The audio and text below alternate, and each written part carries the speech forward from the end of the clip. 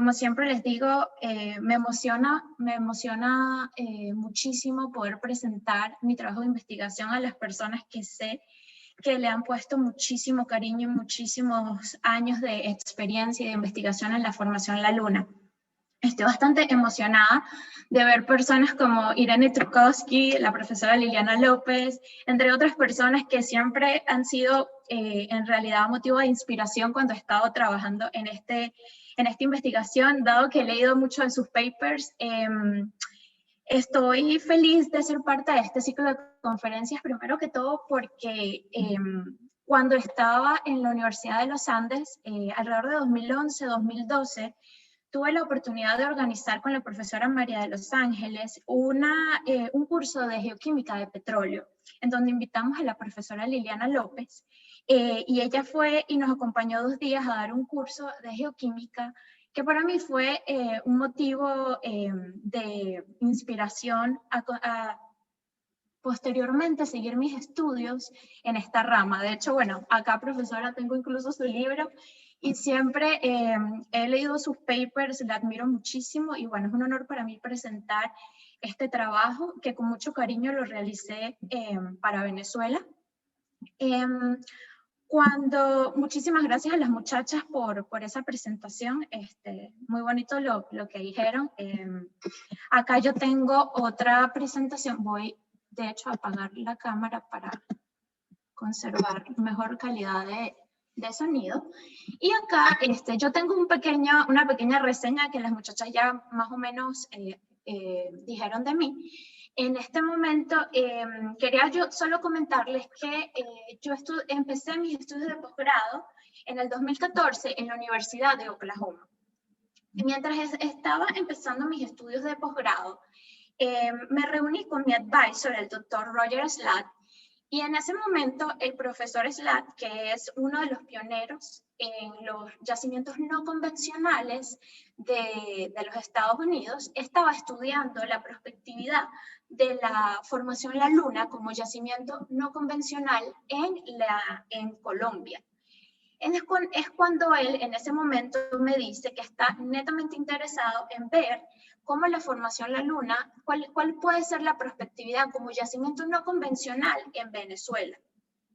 Y es por eso que empezamos a generar estos estudios y estas investigaciones para empezar a estudiarla como yacimiento no convencional. Queríamos ver cuáles eran sus propiedades y qué tan buena roca madre podría ser. Acá de hecho vemos una de las presentaciones, una de las salidas de campo que hicimos en el año 2014, en donde fuimos al estratotipo de la formación La Luna. Para mis estudios de maestría nos enfocamos mayormente en el flanco norandino y tomamos muestras en lo que sería el flanco perijanero y un núcleo de la cuenca de Maracaibo, pero para los estudios de doctorado nos enfocamos mucho más en la cuenca de Maracaibo. Entonces, para los estudios de doctorado se hicieron estudios geoquímicos a mayor detalle. Llegamos al punto biomolecular y estudiamos su potencial usando biomarcadores, uniéndolo con la estratigrafía de secuencia, para ver cuáles eran las mejores organofacies. Entonces, bueno, estoy bastante feliz de poder presentar este trabajo con ustedes y bueno, espero les guste. Entonces, acorde a las compañías exploratorias más exitosas a nivel mundial, los parámetros esenciales a considerar para una buena roca madre prospectiva son las siguientes. Un buen TOC que no solo tenga un buen número, sino también una buena calidad de TOC. Una madurez, que en este caso, como estamos estudiando los hidrocarburos líquidos, que esté dentro de la ventana de petróleo. Una buena extensión aérea, porque de nada sirve que tengamos una buena calidad de roca madre si la extensión no es lo suficientemente grande.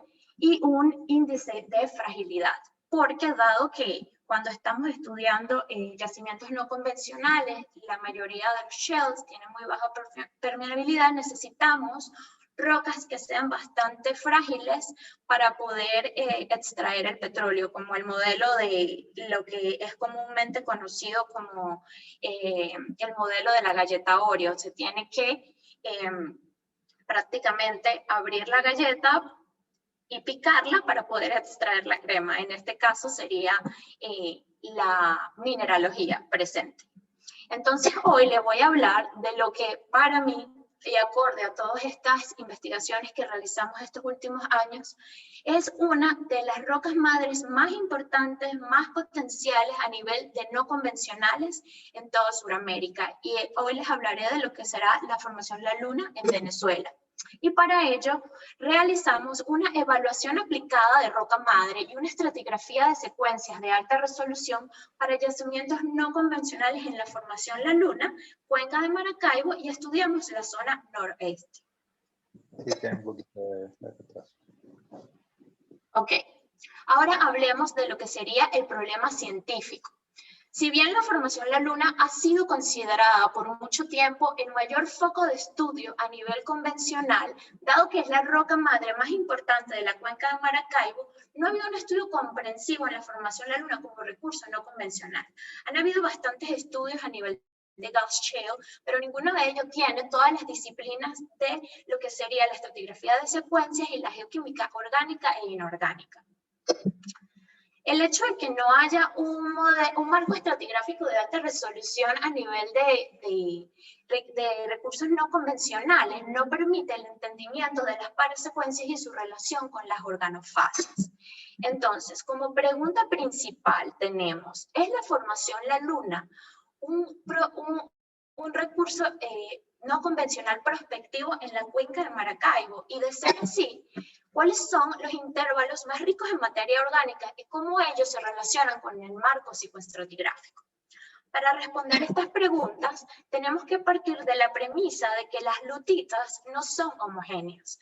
Muchas veces a nivel de lo que serían los estudios convencionales, muchas veces no le prestamos atención a las lutitas y las veíamos solamente como la roca madre generadora del sistema petrolero convencional, pero en realidad las lutitas son bastante homogéneas. Aquí quiero aclarar que cuando hablamos de lutitas o hablamos de shales en general, estamos hablando prácticamente de las rocas madres no convencionales, de las rocas madres que se usan en este estudio no convencional, que muchas veces no son netamente solamente lutitas, como es este caso de la formación La Luna, que es una roca rica en carbonato. Entonces, si vemos esta primera foto que tenemos acá en la parte superior, vemos que solo un pie de núcleo, las propiedades de la roca madre que están en esta flecha amarilla no son las mismas que están en esta flecha roja. Aquí vemos bentonitas, aquí vemos una roca mucho más frágil. Si hablamos a nivel macro, las rocas madres pueden estar... pueden ser heterogéneas. Lo que vemos acá de este lado no tiene las mismas propiedades probablemente de este lado. Entonces también incluso una mezcla de diferentes tipos de heterógenos se pueden conseguir en una misma roca madre. Si hablamos del punto de vista diagenético, en una misma formación podemos tener diferentes procesos diagenéticos. Entonces acá lo que sería... una sección fina de foraminífero seriada y multiseriada de este lado no tiene las mismas propiedades que este contacto de Paxton y Waxton, y acá en lo que sería la sección fina de prácticamente glauconito y sulfatos. En fin, lo que queremos decir con esto es que hay mucha heterogeneidad, y es por ello que desde el punto de vista no convencional, tenemos que entender qué es lo que sucede, cuál es el ambiente de depositación en alto detalle y su relación con la estratigrafía de secuencia. Una de las herramientas más importantes para relacionar la estratigrafía de secuencia con los yacimientos no convencionales es la geoquímica orgánica, y es por eso que debemos estudiar sus análisis a nivel biomolecular. Acá de hecho vemos cómo tenemos una distribución de N-alcanos y en solo 2 muestras podemos ver quizás posibles variaciones en cantidad de oxígeno, ambiente depositacional, entre muchas otras cosas. Es por eso que es bastante importante considerar el papel y darle la importancia a la geoquímica como yacimiento no convencional. Entonces, acá voy a ir muy rápidamente por este marco metodológico que realizamos al hacer este tipo de estudios. Entonces, acá pueden ver que esta metodología empieza con la evaluación, la definición de las litofasias. La definición de las litofasias va a estar dada por la descripción lictológica de núcleos y afloramiento, las secciones finas y los análisis de difracción de rayos X y de fluorescencia de rayos X. Con ello definimos las litofasias de la formación de la Luna. Acá, como pueden ver, hay dos ramas que hablan de lo que sería la petrofísica y lo que sería la geoquímica orgánica. Para mis estudios de maestría usamos bastantes registros que nos permitieron estimar por medio de la petrofísica, usando el método de PASI, un TOC aproximado para algunos registros en donde no teníamos información de núcleo. Esto nos ayudó a ver su extensión. Ahora, para mis estudios de doctorado me enfoqué más en la geoquímica orgánica, porque para definir el marco psicoestratigráfico, la geoquímica orgánica forma un papel muy importante. Es por ello que está conectado a la definición del marco de estratigrafías de secuencia. Nosotros inicialmente empezamos con los parámetros de screening, que son los parámetros de Roque y Val, y luego, consecutivamente, con la toma de muestras, generamos análisis de biomarcadores, los cuales pasaron por extraer el bitumen por el método de Soxhlet, separar los afaltenos, en los maltenos fraccionar los saturados aromáticos, branch and cyclists, y al final obtener por medio de los biomarcadores las mejores organofasias. Entonces, esto está netamente relacionado a la definición del marco de estratigrafía de secuencias. Y a su vez hicimos una geomecánica inicial por mineralogía para ver el índice de fragilidad y los brittle dot couples, que son estos intervalos que están netamente relacionados con la estratigrafía de secuencia. Todo esto nos permitió definir los intervalos más prospectivos. Entonces ahora hablemos de el marco geológico de la formación de la Luna. Posteriormente hablaremos de la mineralogía, de la relación entre la geoquímica orgánica e inorgánica y la estratigrafía de secuencias para evaluar la eficacia de los recursos no convencionales en la cuenca de Maracaibo, y posteriormente hablaremos de la definición de las zonas prospectivas o los sweet spots. Entonces empecemos hablando del marco geológico y la importancia de la formación de la Luna. Para esto muestro la locación. Nuestra zona de estudio fue el norte de Sudamérica, específicamente en Venezuela, el estado Zulia, la cuenca de Maracaibo. Acá podemos ver que nuestra investigación estuvo compuesta de 4 núcleos que estuvieron prácticamente depositados a lo largo de la cuenca para ver las variaciones que ellas tenían. También tuvimos el estratotipo de la formación de la Luna y un suite de registros que nos permitieron ver los cambios estratigráficos y estructurales a lo largo de la cuenca.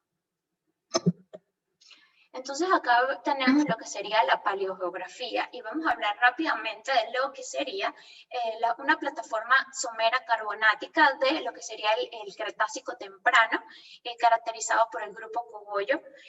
Acá de hecho podemos ver su relación con lo que sería el Buda en lo que consta a la depositación en los Estados Unidos, que es prácticamente otra plataforma somera carbonática depositada en las mismas condiciones, y luego, después de un periodo de no depositación en lo que sería el Cretácico superior, se deposita una secuencia transgresiva de este a oeste, en donde podemos conseguir la Luna, la formación de la Luna y sus unidades equivalentes.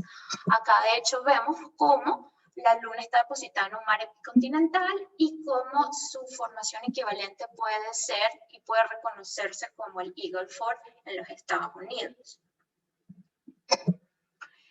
Ahora hablemos brevemente de lo que sería la mineralogía presente en la formación de la Luna, específicamente en nuestra zona de estudio.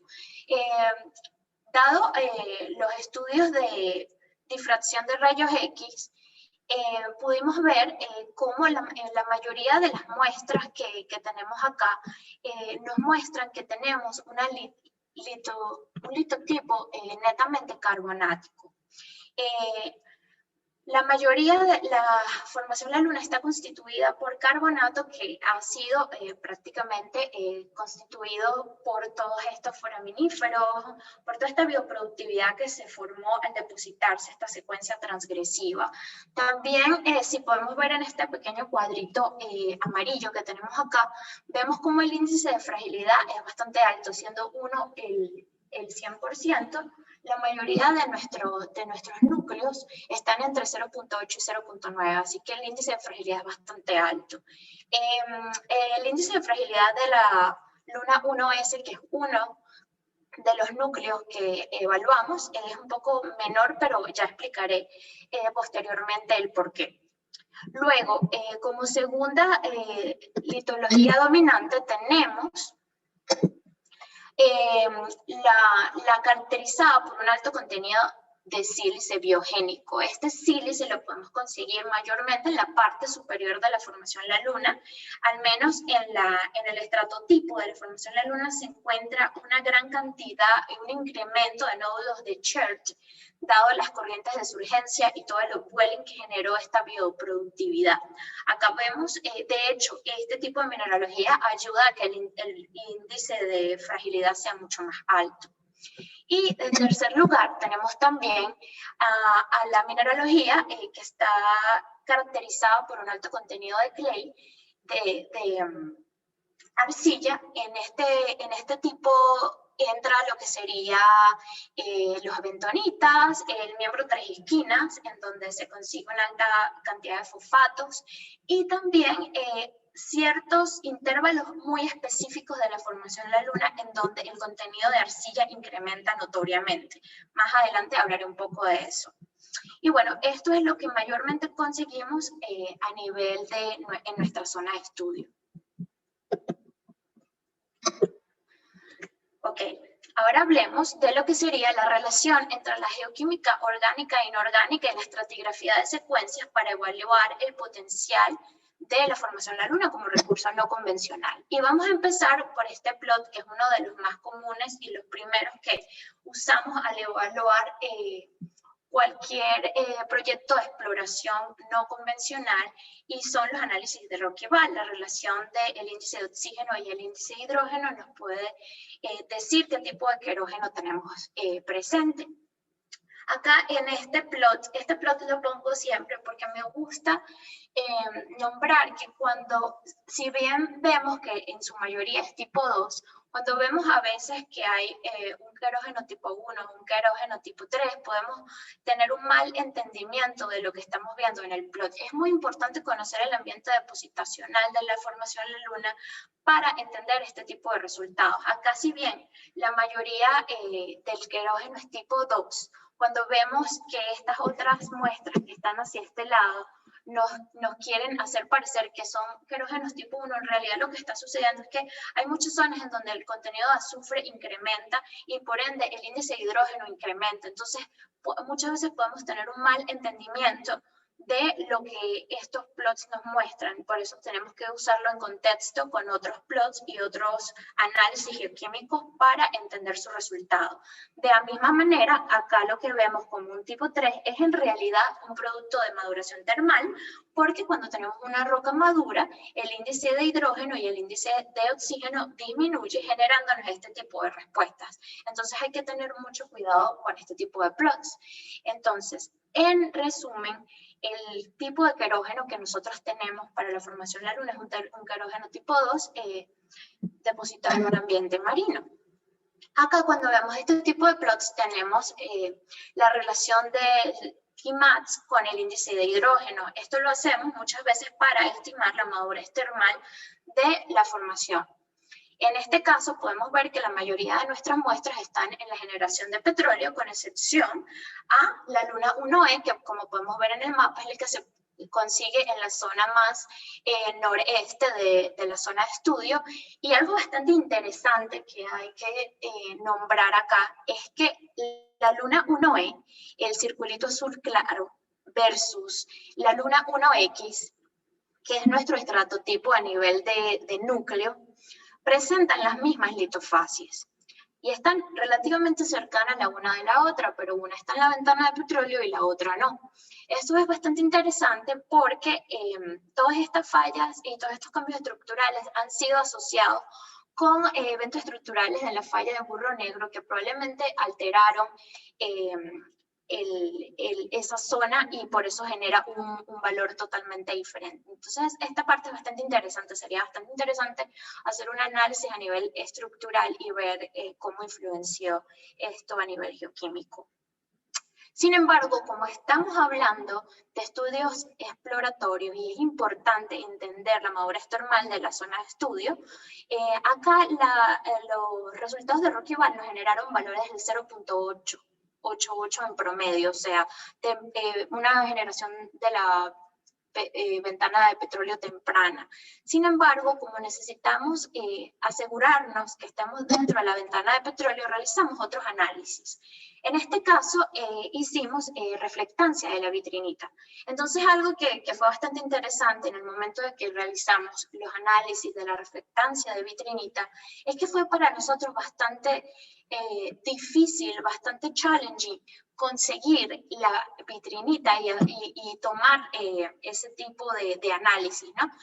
De hecho, hicimos los análisis con el doctor Brian Cardot, uno de los mejores petrógrafos para tomar este tipo de análisis, y lo que hicimos fue usar otro acercamiento. Lo que hicimos fue calcular la vitrinita basada en el bitumen. Entonces, todo esto que ven acá en un cremita, un color cremita claro, es en realidad el bitumen. ¿Y por qué? Porque mayormente es difícil conseguir vitrinita en este tipo de depositaciones porque estamos en un ambiente netamente marino, al menos en la zona de estudio donde estamos ahorita, en la cuenca Maracaibo, y se hizo un poco dificultoso. Sé que hay muchos estudios en donde se han podido calcular, pero nosotros no pudimos conseguirlo. Es por ello que usamos dos fórmulas bastante conocidas, que son las de Landingen Castaño y la de Schonder et al., ambas una de 95 y otra del 2007, en donde estimamos la reflectancia de la vitrinita a través del bitumen. Estos resultados nos dieron en promedio valores de 1.1 y 1.2, valores un poquito más altos que los que obtuvimos en Rocky Val. Como estos valores estaban un poco desiguales el uno del otro, decidimos analizar el índice del metilfenantreno y los dibenzothiofenos. Estos, como dicen en estas cajitas verdes claras, como uno es más inestable, el 1-metilfenaltrin y el 9-metilfenaltrin es más inestable que el 2 y el 3, su proporción disminuye a lo que la madurez sube. Entonces, esta relación, al igual que la del dibenzothiofén, que tienen prácticamente el mismo principio, nos generó que en promedio los valores calculados estaban asociados a 1.1 para ambas fórmulas en promedio. Entonces, cuando vemos estos valores y los comparamos con el bitumen calculado, la reflectancia de la vitrinita calculada a partir del bitumen, vemos que estos valores tienen mucho más sentido que los valores de los Rocky Val. Entonces, ¿qué sucede con esto? En el Rocky Val, muchas veces cuando vemos la fórmula en donde se calibran los resultados, están asociados al Barnett Shale. Esto es una formación que tiene un ambiente depositacional bastante diferente a lo que sería el Eagle Ford o la formación La Luna, y probablemente su fórmula esté calibrada bajo un tipo de ambiente depositacional diferente. Aunque sea así, se ha ido corregido por el tiempo. Yo, en mi caso personal, pienso que estos tipos de análisis dados por el índice de los metilfenantrine y del bitumen son más precisos que el de Rocky Val.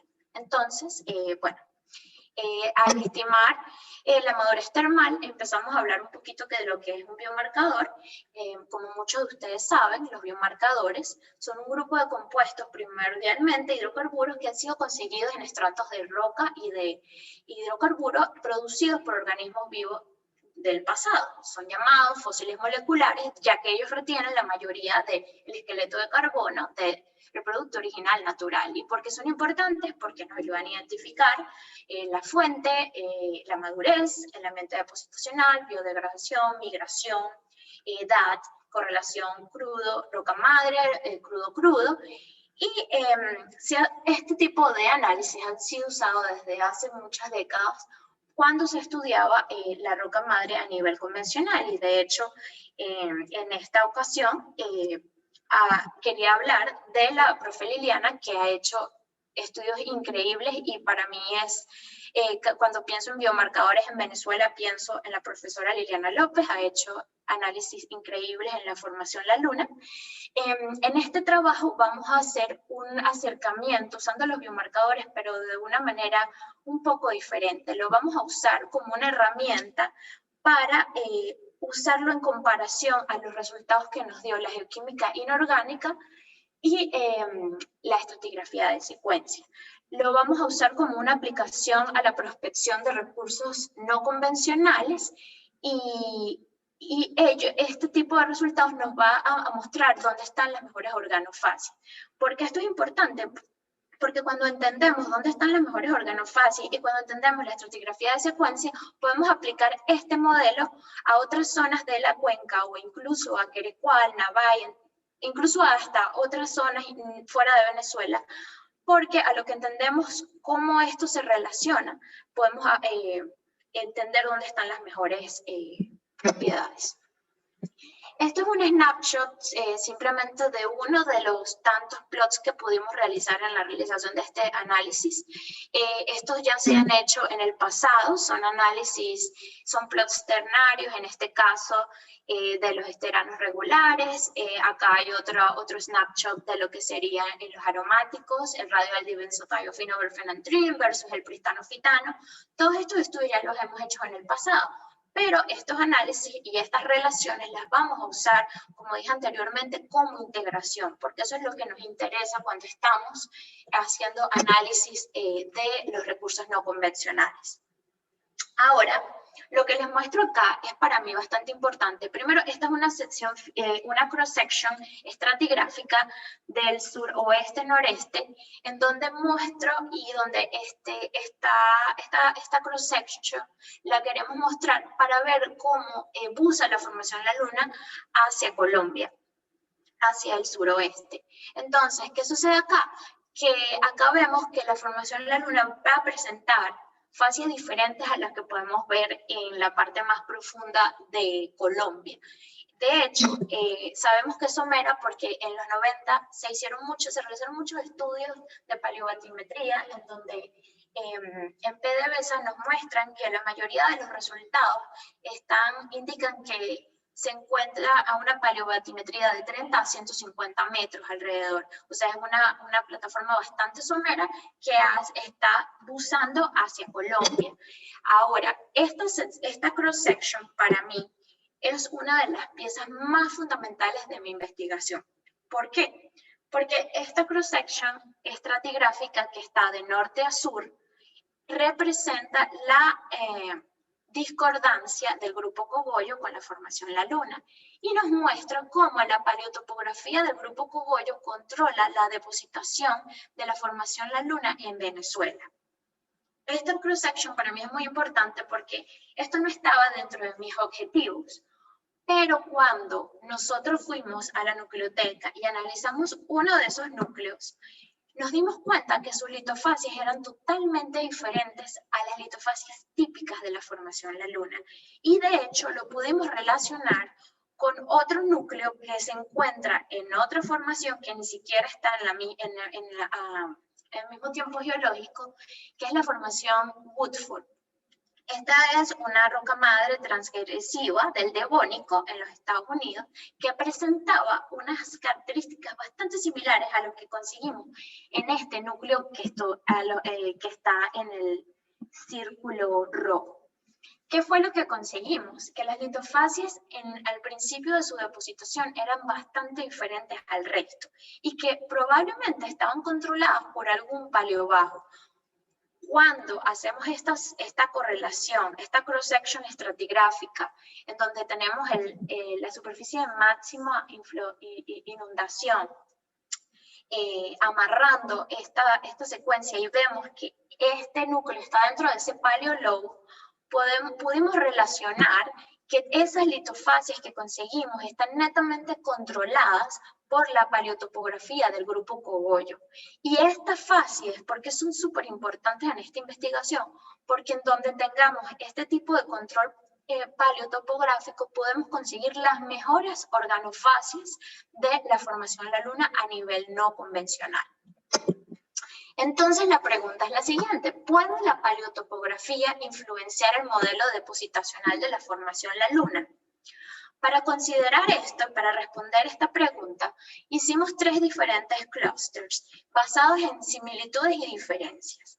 El primero está relacionado a lo que sería el estratotipo de la formación de la Luna 1X, que es el estratotipo a nivel de núcleo, y la Luna 1E. Ellos 3 poseen prácticamente las mismas características a nivel de litofasias. El segundo grupo está asociado simplemente a la Luna 1A, que posee unas características bastante únicas, y el tercero a la Luna 1S, que a su vez también presenta propiedades totalmente diferentes. Entonces hablemos del primer clúster, que está asociado a la Luna 1X. La Luna 1X es nuestro núcleo modelo, el núcleo que tiene prácticamente todas las características de la formación de la Luna de principio a fin.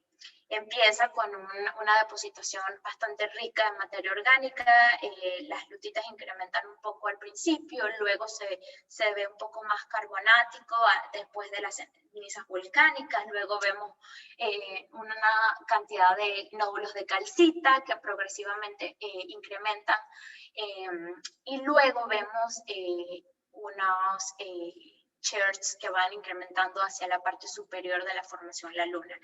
Muchas veces la formación de la Luna termina en este intervalo glauconítico fosfático típico del miembro 3 esquinas.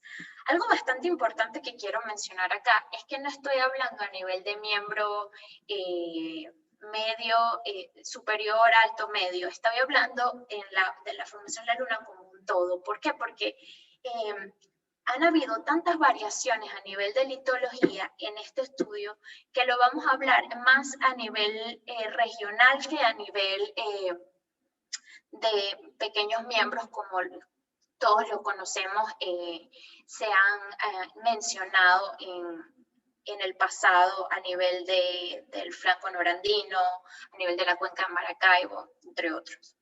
Entonces acá empezamos a hablar de lo que sería la relación que vemos entre la geoquímica inorgánica. Vemos cómo la fluorescencia de rayos X nos ayuda a ver prácticamente la paleotopografía, nos ayuda a entender ciertos análisis que no podemos ver solamente con ver el núcleo y estimar mineralogía. Esta relación de los elementos, por ejemplo, el sílice versus el aluminio, nos hace ver y diferenciar el sílice terrestre del sílice biogénico. Cuando esta relación incrementa, vemos un incremento de sílice biogénico, el cual es bastante notorio acá en la parte superior del primer gráfico. En el segundo vemos cómo podemos ver alta cantidad de calcio, típico de la depositación de la Luna, es bastante alto su porcentaje, cómo los fosfatos incrementan específicamente en el miembro 3 esquinas y cómo vemos alta cantidad de azufre inorgánico, relacionado probablemente a los pulsos de las bentonitas.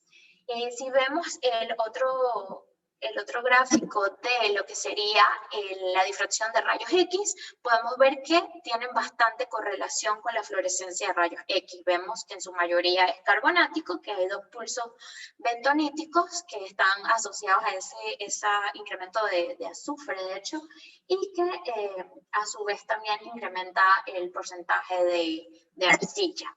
Ahora, si vamos y empezamos a unir lo que nos dio la geoquímica inorgánica con la orgánica, podemos ver que este núcleo en específico tiene lo que sería una distribución unimodal en su mayoría. Este es un snapshot de los 40 y tantos análisis que se hicieron para este núcleo, creo que incluso un poquito más, donde la mayoría de los N-alcanos nos muestran una distribución unimodal, típico de una roca marina carbonática.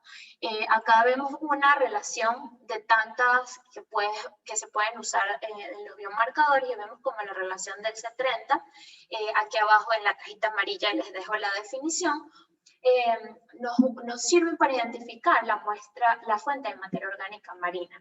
Esto lo estamos usando en correlación con los resultados de geoquímica inorgánica, porque de allí vamos a unirlo con la estratigrafía de secuencia para ver cuáles son sus zonas más prospectivas. De la misma manera, aquí estamos mostrando otra relación de biomarcadores que está asociada a lo que sería el pregnanoesterano y el gamma-seren index. Estos se consiguen mayormente en ambientes hipersalinos, estratificados. Aquí, como dice, usualmente estos están generados con condiciones de alta salinidad, pero no necesariamente está restringido este tipo de escenario. Se han realizado muchos estudios en los últimos años en donde esta relación de la estratificación en la columna de agua está netamente relacionada a las zonas en donde se preserva mejor la materia orgánica y donde se consiguen las mejores organofases. Entonces es bastante importante considerar este tipo de relación, estos radios, para saber dónde está la mejor calidad de materia orgánica. Basado en todos estos resultados, podemos ver que se encuentra en la plataforma media y que estos tres prácticamente están inalterados a lo que sería la típica formación y la típica depositación de la formación de la Luna en la cuenca. Ahora vamos a mi núcleo favorito, que es el núcleo La Luna 1A, y es mi favorito porque nos muestra una historia totalmente diferente, y esta historia está controlada por la paleotopografía del grupo Cogollo. Entonces acá podemos ver incluso desde a primera vista cómo cambia totalmente las litofases y la depositación en la formación de la Luna cuando este está controlado por esta paleotopografía. Entonces acá vemos cómo el sílice, el titanio y la relación de sílice-aluminio cambia totalmente en relación al primer núcleo que observamos. Vemos cómo incrementa notariamente el titanio y cómo disminuye la relación de sílice y aluminio en la parte baja. Esto nos muestra que tenemos presencia de sílica detrítica, que tenemos una entrada de sedimento no marino, que probablemente está asociado a algunos altos estratigráficos de este paleólogo, que nos generaron esta alta cantidad de sílice detrítico. Acá de hecho podemos ver cómo si relacionamos este biomarcador con la fluorescencia de rayos X, vemos una correlación en el incremento de porcentaje de arcilla. El aluminio, el potasio y el torio, que son proxies de elementos que nos ayudan a distinguir cuando estamos en la presencia de arcilla, incrementa prácticamente al mismo nivel que incrementa en su relación el diasterano. Los diasteranos usualmente los conseguimos en rocas en donde las lutitas incrementa, el porcentaje de arcilla incrementa. Entonces es bastante interesante ver cómo, usando este biomarcador más la fluorescencia de rayos X más la difracción de rayos X, podemos integrar y podemos ver cómo todo va teniendo un sentido bastante cohesivo. Acá incluso en la difracción de rayos X vemos un incremento notable de lo que sería cuarzo y arcilla versus la cantidad de carbonato que usualmente se presenta en la formación de la Luna. Entonces es bastante interesante ver ese tipo de correlaciones. Si bien vamos y vemos la relación de los N-alcanos, algo bastante interesante que vimos es que tiene una distribución bimodal, una mezcla de materia orgánica en la parte inferior, y en la parte superior, después del evento de máxima inundación, vuelve otra vez la distribución unimodal. Entonces es bastante interesante porque nos hace pensar que luego de este evento de máxima inundación, de este máximo flooding surface, como que las condiciones vuelven a la normalidad, vuelven otra vez a esa depositación típica de la formación de la Luna, en donde incrementa otra vez el nivel de sílice biogénico por el upwelling y tenemos las mismas condiciones, pero del máximo flooding surface hacia abajo vemos una depositación totalmente diferente. Acá, de la misma manera, si hacemos una correlación con algunos biomarcadores, podemos ver que incrementa la hipersalinidad, que también acá vemos de los arilisoprenóides, que son importantes para evaluar los cambios de anoxia, también están relativamente altos, al igual que el pristanofitano. Acá abajo dejo las definiciones. Y bueno, dado que tiene una característica bastante diferente, a pesar de que está en la plataforma media, esto se encuentra dentro de un embayment o un paleo low, un paleo bajo, que controla y genera otro tipo de depositación, al menos del máximo flooding surface hacia abajo. Ahora vamos a hablar de lo que sería la Luna 1S. Esta muestra, como pueden ver, la que está en el círculo verde, es la que se encuentra más hacia la zona sur del área de estudio y presenta, por tanto, propiedades diferentes. Primero, en términos de thickness, en términos de espesor, es mucho más pequeña que las demás. Pero lo que es bastante interesante de este tipo de depositación es que nos muestra una ritmicidad, una ciclicidad, mejor dicho, entre dos mineralogías diferentes. Este tiene dos fases muy específicas.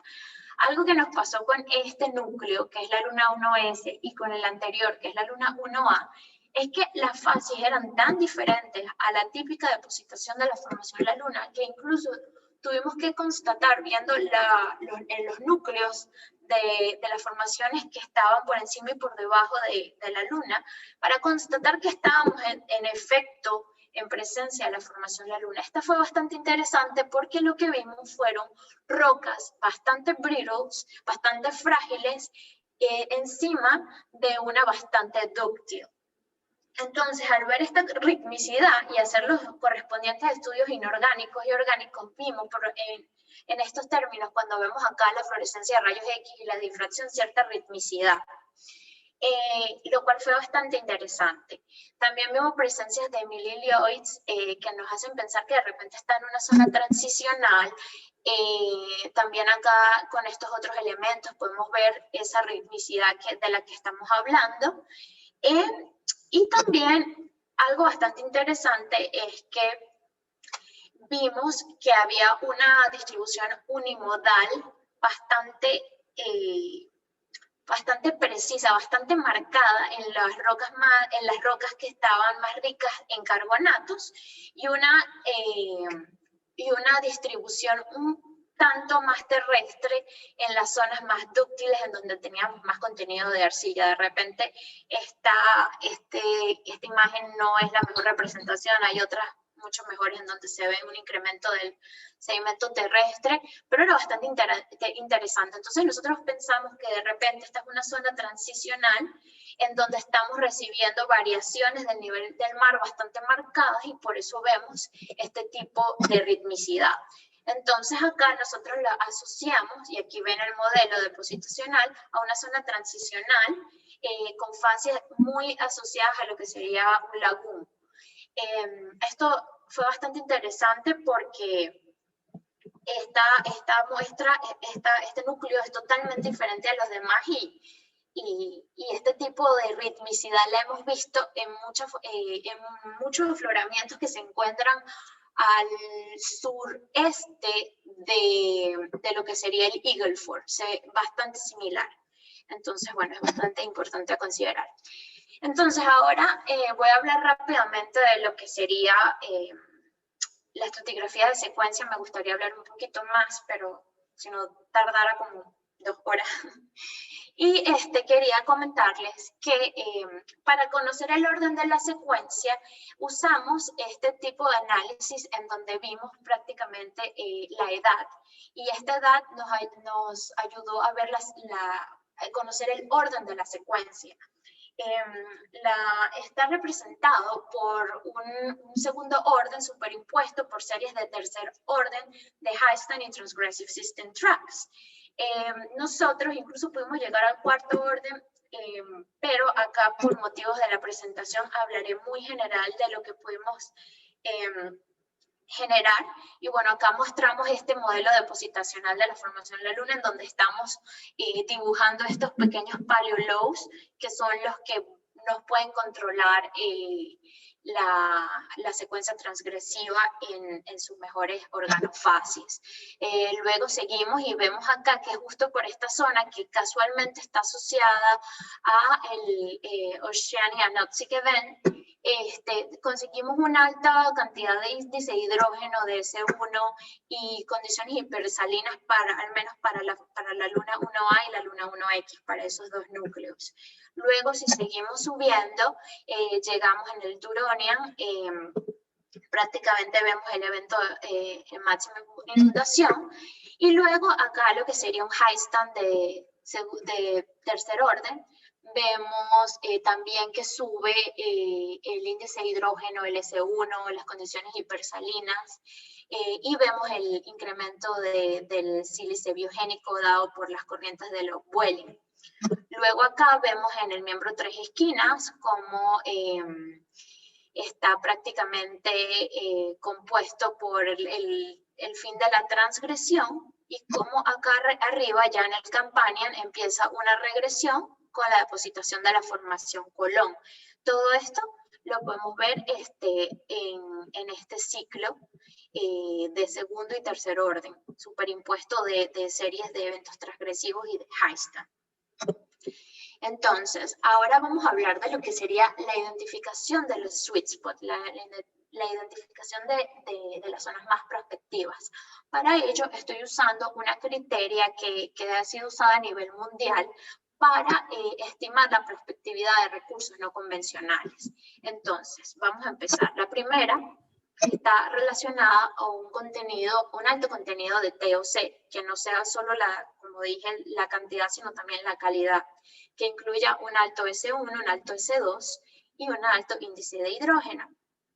Esta criteria está prácticamente caracterizada por todos los núcleos que evaluamos. Segundo, como estamos estudiando ya el nivel de hidrocarburos líquidos, hablaremos de la madurez y que esté dentro de la ventana de petróleo. Si se quiere estimar solamente el gas shale, se usa otro criterio. En este caso, como dije anteriormente, usaremos los que estén dentro de la ventana de petróleo. Y para ello, tendremos que eliminar el núcleo de la Luna 1E, que ya está pasando la ventana de petróleo. Entonces nos quedamos con estos tres.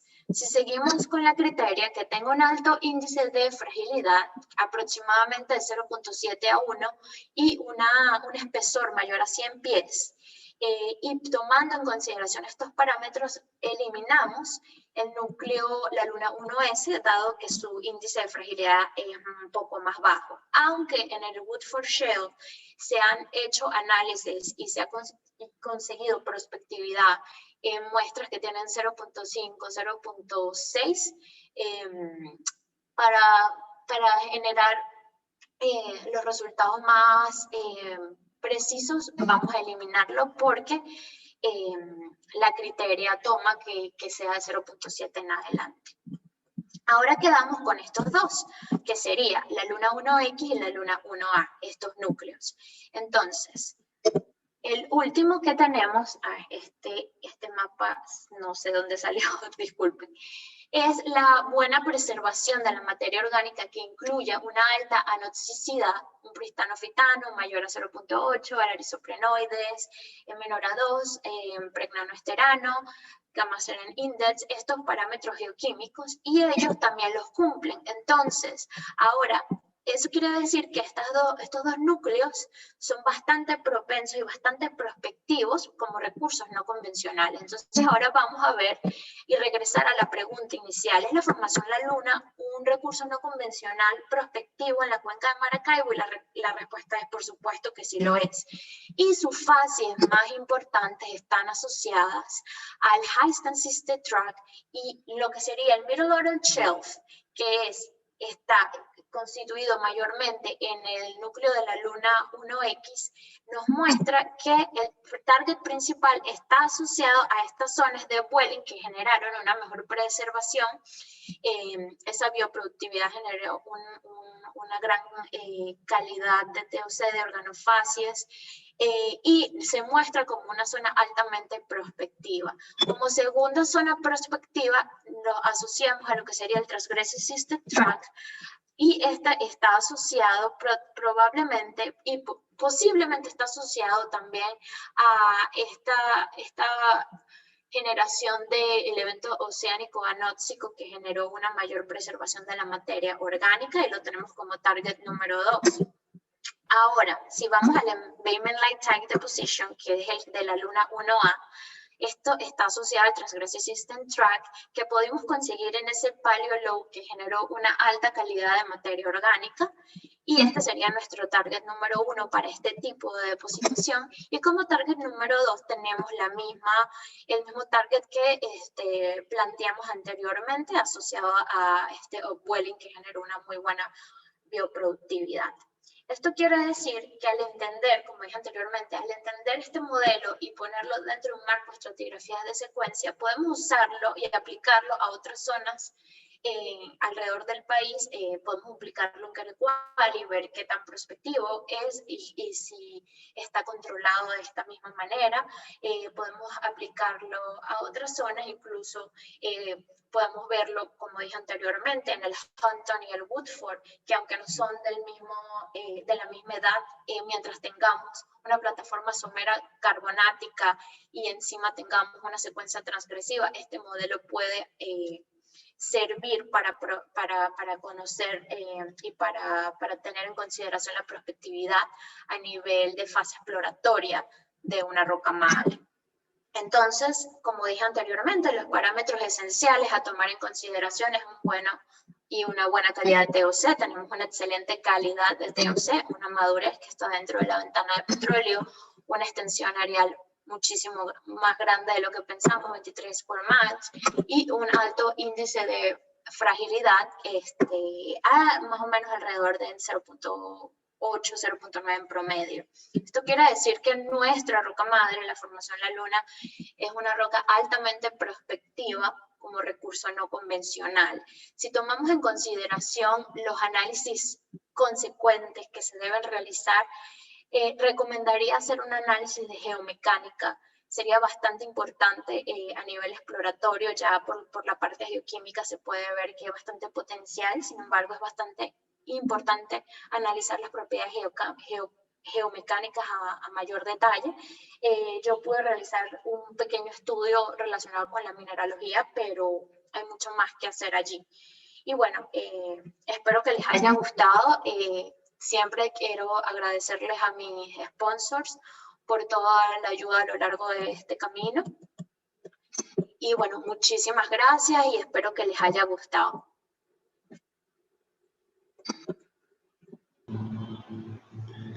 Perfecto, muchas gracias a la doctora Andreina Liborius por su presentación. Estuvo bastante buena. Ahora quien desee realizar preguntas puede levantar la mano o formularla por el chat.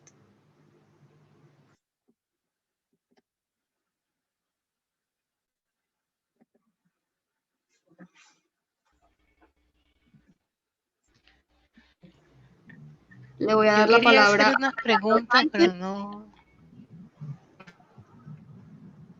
Ok, primero le daré la palabra a Reinaldo Sánchez, ya que ya puedo. tiene la... Okay.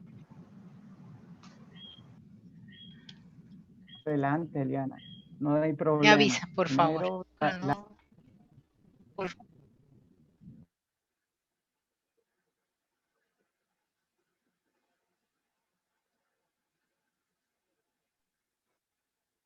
Buenas noches, ¿qué tal? Felicidades por la ponencia, estuvo muy buena. Son dos preguntas. Sabemos entonces que la Luna es prospectiva de hace mucho tiempo. El Servicio Geológico Norteamericano ha publicado en diversas memorias la prospectividad de la Luna. Tú en tu trabajo identificas dos sectores, uno X y uno A. Uno relacionado al transgressive y otro al high-stamp. Ok, la pregunta que te hago es la siguiente. ¿Tu estudio podría calibrarse con un estudio de inversión sísmica que te permite identificar la zona de prospectividad de sweet spot?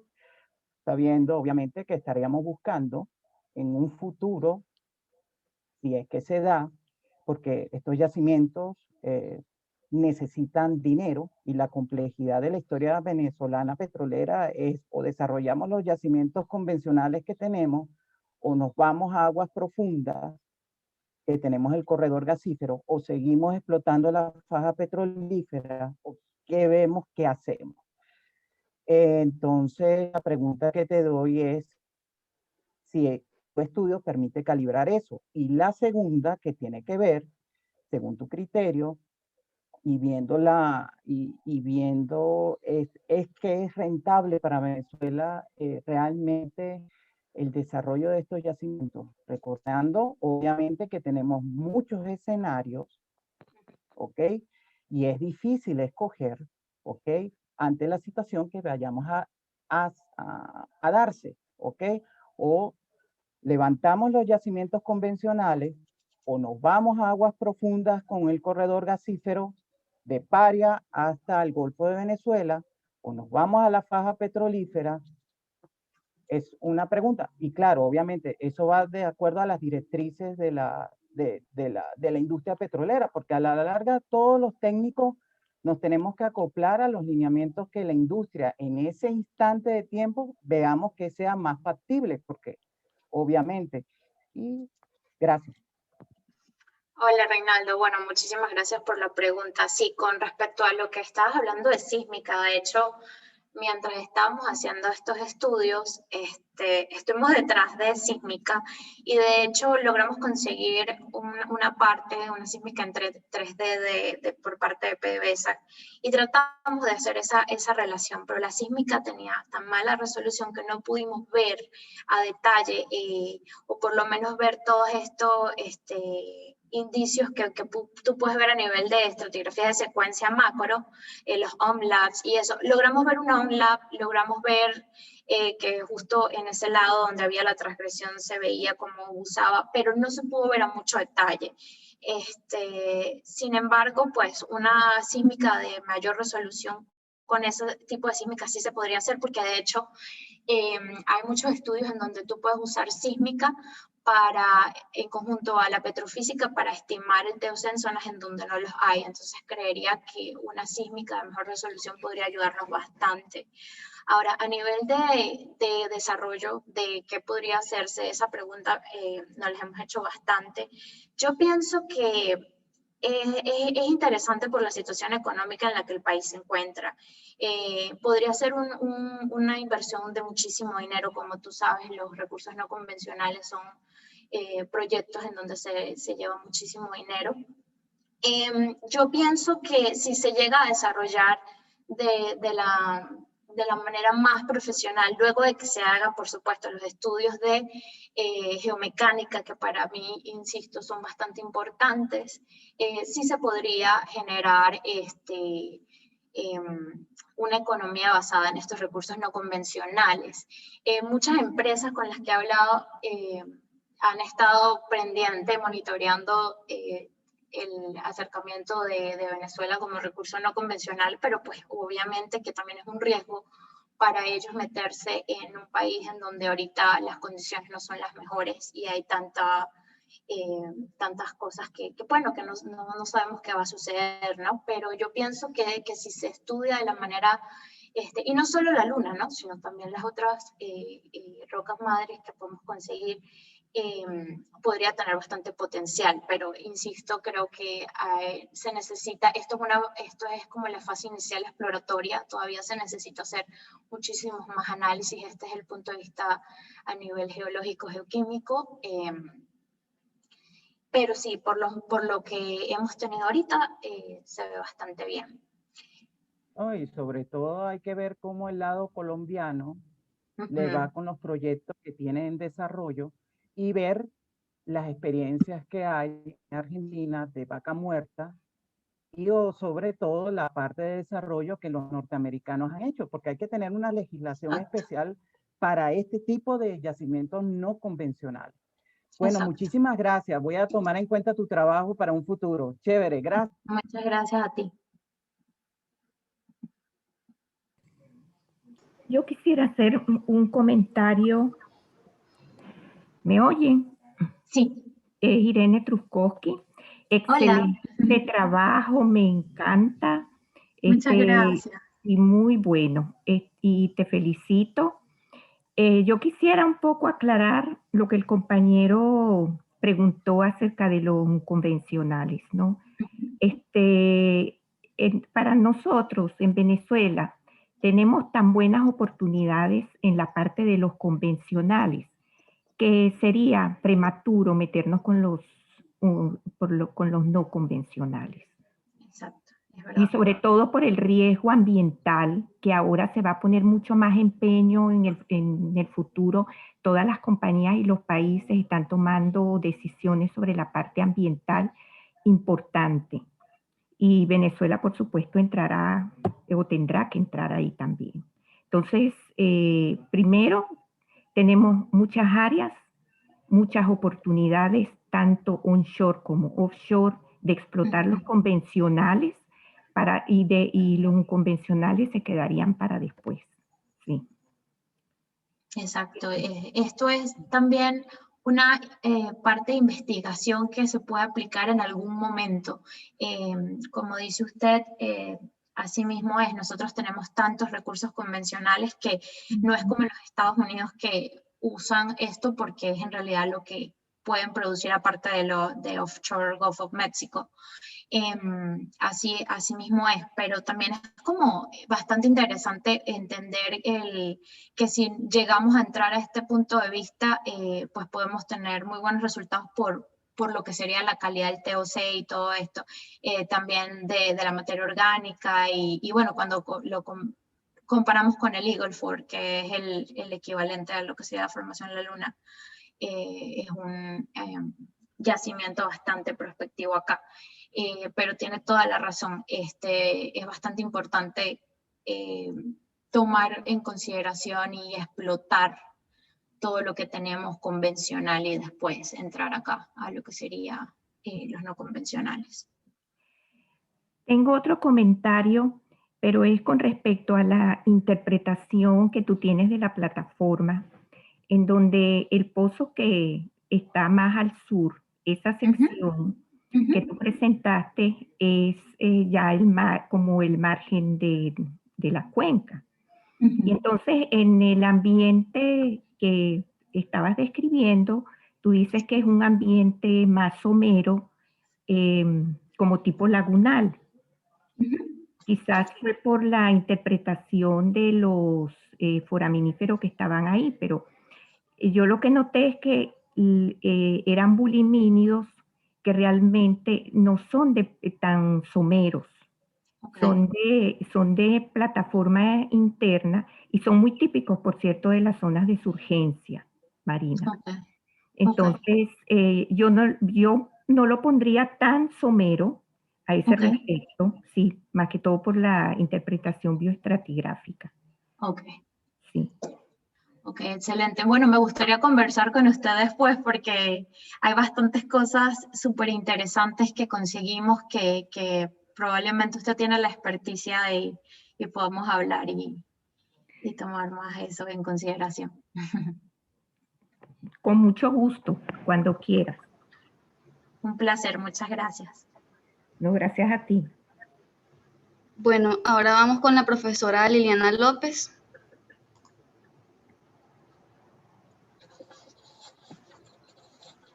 Hola, buenas noches. Felicitaciones, Andreina, por tu trabajo. Muy bien hecho, muy bien presentado. De Muchas verdad que es gracias. un trabajo muy en detalle, tanto de la sección orgánica como la inorgánica. Pero yo tengo dos comentarios y preguntas quizás a nivel molecular, porque tú estás proponiendo un modelo que puede aplicarse para la identificación de yacimientos no convencionales y estás utilizando un conjunto de biomarcadores y estás proponiendo que se pueda aplicar en otras formaciones o rocas generadoras en Venezuela. Lo primero que quiero comentarte es en el caso del núcleo, la luna 1A, donde tus distribuciones de N-alcanos varían y se hacen más del tipo bimodal. Bien. Y tienes un alto contenido de minerales del grupo de las arcillas.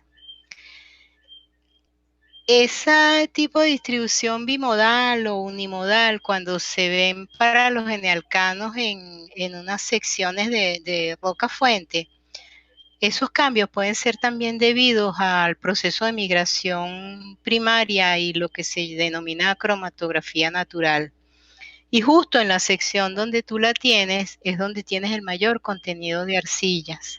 Bien, entonces mi pregunta es, ¿qué resultados te dieron los biomarcadores más específicos que una distribución de Nealcano para ver fuente de materia orgánica? Por ejemplo, ¿te indicaron los esteranos o los terpanos algún indicio de una materia orgánica mixta para esa sección de la luna?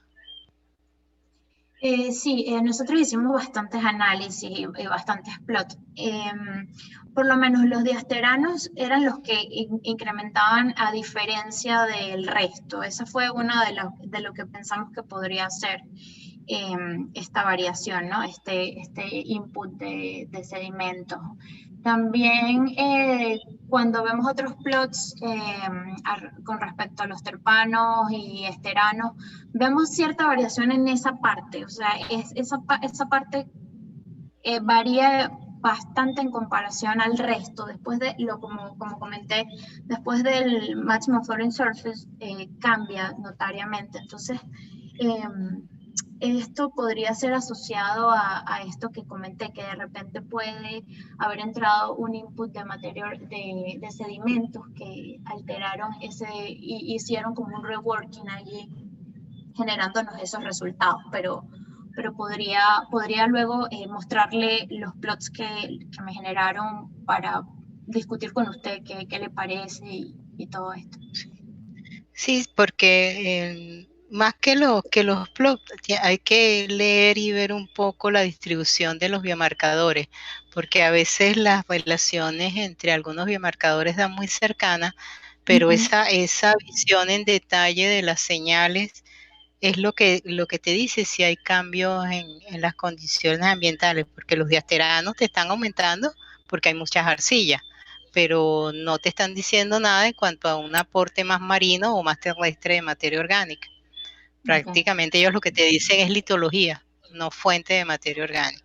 Entonces, bueno, una sugerencia es que valdría la pena revisar esos biomarcadores y ver si esa distribución es producto de un cambio de tipo de materia orgánica o es un proceso de cromatografía natural que se marca ahí debido al contenido de minerales de arcilla, que es lo que te va a retener algunos componentes. Y lo otro que te quería comentar es que ustedes están utilizando mucho el gamma-serano como un indicador de posible secciones que podrían ser posibles yacimientos no convencionales.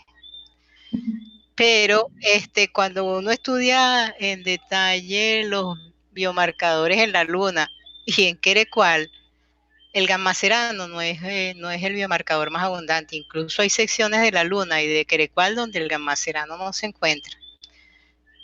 Entonces, ¿por qué escogieron ese biomarcador en específico? Es mi pregunta. Bueno, nosotros habíamos realizado análisis anteriormente con el Eagle 4 y nos generó más o menos un buen resultado. Entonces, como es nuestro análogo, quisimos usar esa relación a ver cómo podríamos correlacionarlo a nivel no convencional. Es por eso que usamos ese en este caso. También hicimos muchos otros, pero no los mostré todos acá. Ok. Bueno, y te felicito de verdad por tu trabajo, muy bonito, muy bien presentado, o sea, una excelente tesis. Y bueno, que espero que tengas un lindo futuro como profesional en esta área de la geoquímica del petróleo. Y ya Muchísimas podremos gracias. conversar en otra oportunidad. Gracias. Por supuesto, no, gracias a usted. Hasta luego, muchas gracias. Bueno, ahora le vamos a dar la palabra a Michael Alex Miranda, que pregunta por el chat si puede hacer unas preguntas. Ok, Buenas noches con todos. ¿Me escuchan? sí, buenas noches. ¿Qué tal?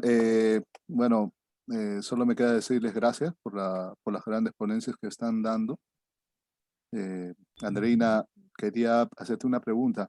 En base, digamos, a todos los indicadores que tú estás poniendo de la Luna, digamos, hay un indicador que puedes darnos que de repente en la misma parte del lago de Maracaibo podría existir otros indicadores más.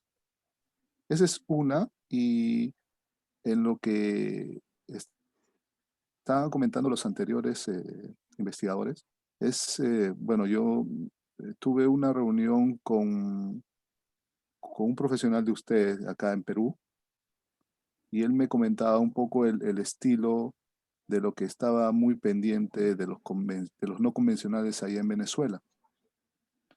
Que es cierto, ustedes tienen una gran cantidad de reservas y recursos en la parte de convencionales. Sí, sería una buena alternativa para, digamos, para el proceso económico que estamos viviendo, no solamente Venezuela, sino casi toda Sudamérica, el poder activar, digamos, recursos no convencionales, ¿no? En ese sentido, pero un poco que se debería de agarrarlo con pinzas esta situación, porque no está pasando lo mismo en la parte se puede decir, en Argentina, ni tampoco en Colombia, ¿no? Y más que todavía pues estamos pasando una crisis. Muchas gracias. No, gracias a ti. Que con respecto a tu pregunta, algo muy específico de la cuenca de Maracaibo, bueno, lo que hicimos fue tomar en consideración diferentes parámetros al punto de vista inorgánico y orgánico, aunado a la geología, para verlo. O sea, es prácticamente usar toda esta criteria que se usa a nivel no convencional en los Estados Unidos y ver, aplicar todo esto a la cuenca de Maracaibo, a ver su prospectividad. Eso fue prácticamente lo que hicimos y conseguimos muy buenos resultados, como dije anteriormente. Pero algo que sea específico de la cuenca que pudiera diferenciarse, no. O sea, esto fue más como un criterio usado a nivel mundial para reconocer su prospectividad.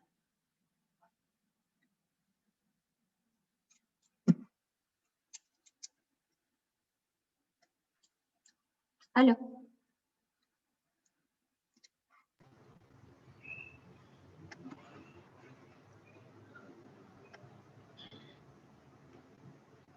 Ok, ¿Aló? por acá José García pregunta en el chat, ¿qué es un TOC de buena calidad?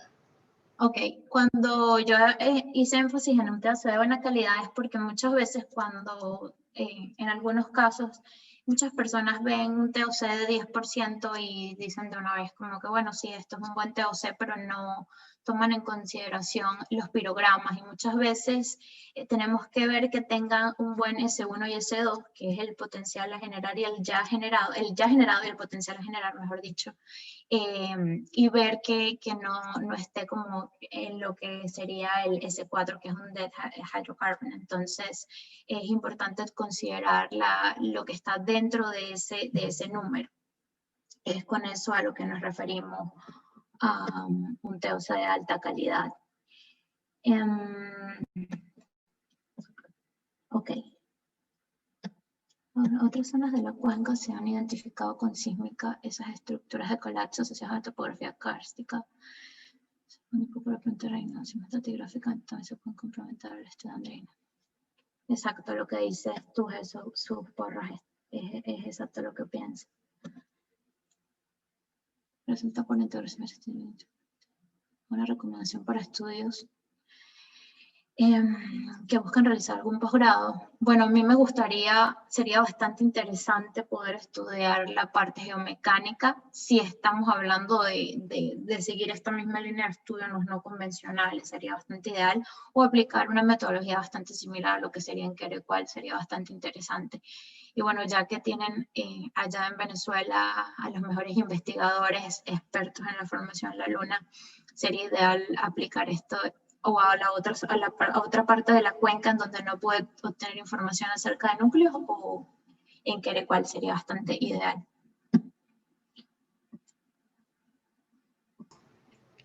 Carolina Mendoza dice, disculpe, 3 preguntas, por favor. Las muestras utilizadas para el estudio de la roca generadora con geoquímica orgánica e inorgánica son obtenidas de pozos exploratorios.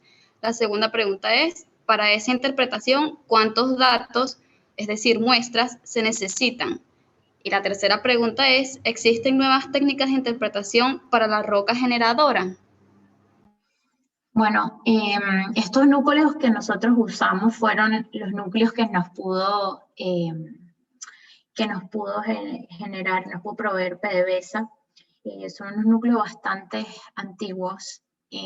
Tratamos de buscar los más nuevos, pero bueno, sabemos que no ha habido mucha exploración en los últimos años, entonces pues se hizo lo que se pudo.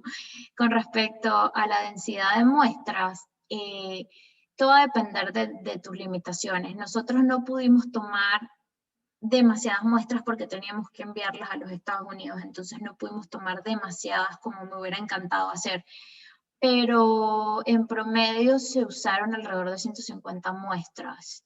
Y lo que se hizo fue que se separó para estudios orgánicos e inorgánicos. Hubiera querido tomar más si estás en el país y puedes hacer una toma de muestra mucho más alta resolución, pues es lo más recomendable. Incluso si lo puedes hacer cada 10, cada 3, cada 5 pies sería algo bastante ideal, pero todo va a depender de las limitaciones. Ok, Elías Kasabji dice, Andreina, ¿viste algún indicio de contaminación por lodo de perforación? Me preocupa cómo descartas el valor de Tmax del Roqueval. Ok, hola Elías, no vi ningún indicio y no es que lo descarte, lo que pasa es que hicimos varios análisis y nos generó bastante inquietud que el Tmax del Roqueval nos generara un valor mucho menor a lo que nos dio los resultados por parte de la reflectancia de la vitrinidad a partir del bitumen y también los valores que nos dio los metilphenantrins y sus índices, ¿no? No es que lo descarte, pero eso pasó bastante, nos pasó con algunos análisis en el Eagle Ford y eso llegamos a la conclusión que podría ser eso. De hecho, hablamos con Jarvi y le comentamos esto y él de hecho nos dijo que sí, que han habido casos en donde como ha estado calibrado para lo que sería el Barnett, se ha generado un desfase de valores. Entonces ellos de hecho incluso ahorita hicieron nuevas calibraciones en donde tienen ahora una mejor calibración de la fórmula. Solamente no es descartar, sino como un warning, como, ok, está bien porque tampoco hay una variación gigante, son solo 0.2, pero es simplemente considerar que no solamente tú agarras un Roqueval y ya ves la prospectividad de una roca madre, tienes que hacer análisis un poco más detallados para constatar que lo que estás viendo es así. Siempre pienso que cuando hablamos de bioquímica, no solo un análisis puede ser suficiente para creer en él. Se debería integrar y ver en su conjunto cómo es lo que nos está dando.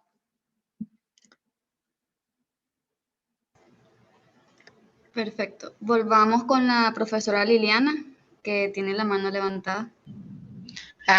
Tengo un comentario a lo que Andreina ha hablado muchas veces, que esto se podría aplicar en la formación querecual, pero la querecual es sobre madura, y tú mencionaste que los intervalos para analizar tienen que ser de una boca en ventana de petróleo. Y yo pienso que eso ahí es como una trampa, entre comillas, porque si tienes a alguien en generación sobremadura, su potencialidad para generar gas es mucho mayor que alguien en ventana de petróleo.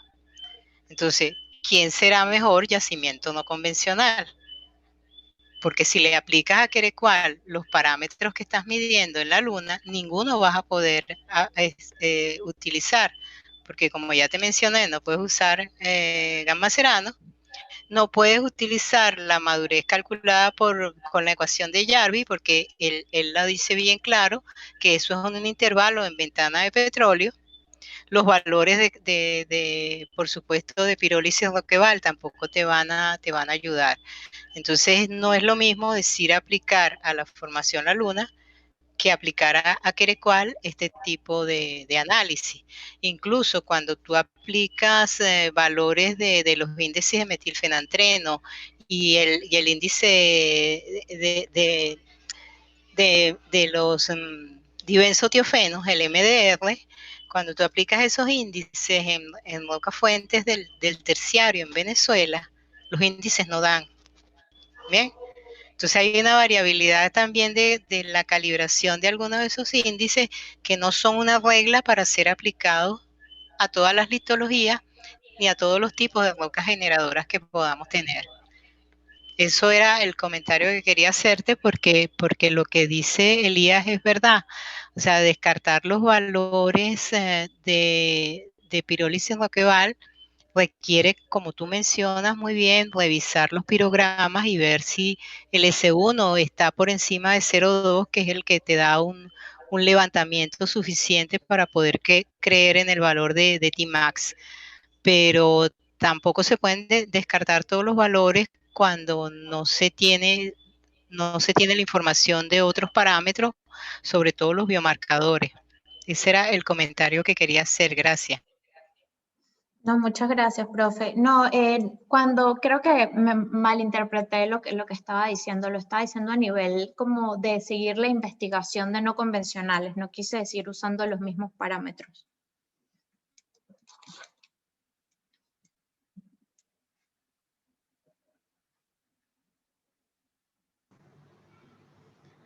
Si alguien más tiene alguna pregunta, puede levantar la mano o plantearla por el chat.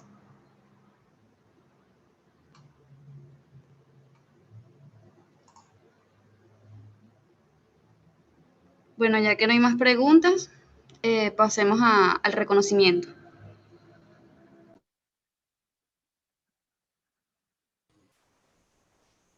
Ok, buenas.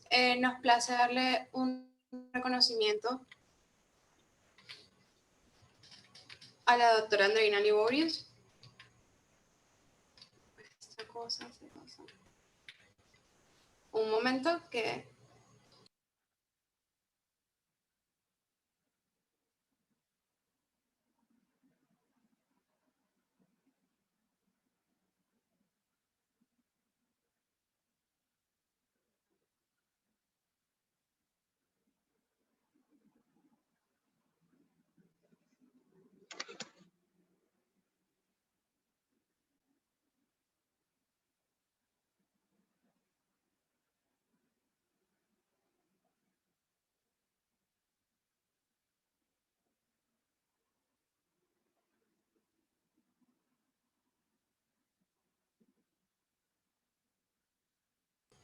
Buenas, disculpen, tuve un problema con la conectividad. El reconocimiento es a la doctora Andreina Liborius por su valiosa participación como ponente en el evento del ciclo de conferencias de Geoquímica y Ambiente, doctora Liliana López, Caracas, Venezuela. La formación La Luna, Venezuela, un potencial recurso no convencional. Muchísimas gracias por todos los que asistieron a la conferencia. Antes de irse, debemos recordarle que el día de mañana tenemos las siguientes actividades.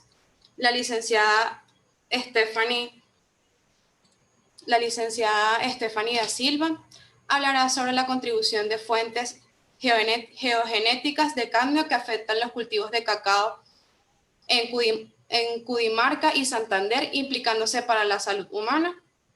Y no olviden inscribirse en el curso de contaminación por plásticos y microplásticos dictado por la doctora Adriana Gamboa. Muchísimas gracias. Muchísimas gracias a ti. Muchísimas gracias a ti, gracias por el reconocimiento. De verdad, gracias por la invitación. Bueno, hasta luego y nos vemos el día de mañana, Gracias. por favor. Gracias y hasta luego. Muchas gracias, hasta luego.